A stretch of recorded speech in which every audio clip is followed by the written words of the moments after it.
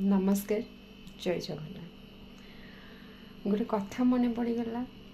से कहवाई इच्छा है आपण सहित सेयार करने को किछिटा कथा ना सेयार करदे मनटा बहुत हल्का लगे। कथाटा ये जे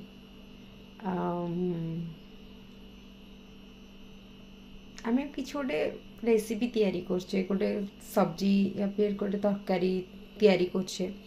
से धर आम चिकेन तैयारी करछे तो से आम कौन कौन पकाउछे हल्दी गुंड लंका गुंड चिकेन मसला गरम मसला से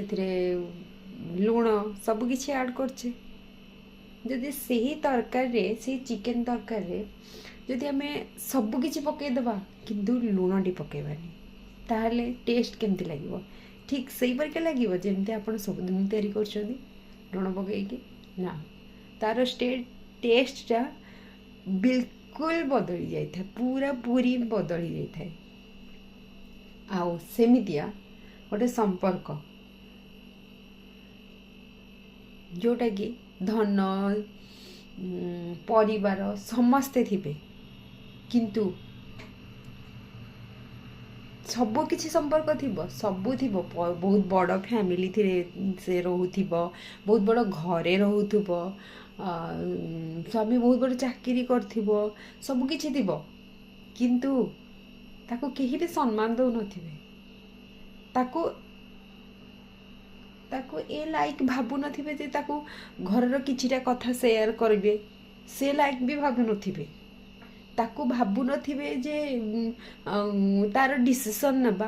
ताठू किछि डिसीजन सुनिबा टिके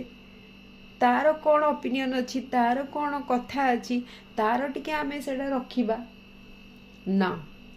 सेटा कि भाबंतीनी उल्टा ताकू से जदि किछि भी कथा मझे कथा कहे ना ताकू हा तू कौन जानचु कौन कहूचु एमती कही दिया जाए ता कथार भैल्यू किसी न थाए एमती ताकू दर्शा जाए से मनीषर अस्तित्व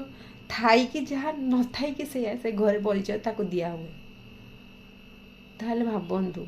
से संपर्कटा केमितिया ठीक है चिकेन तरकारी परिका सबु थाई भी निछुक कथाटा केमती लगला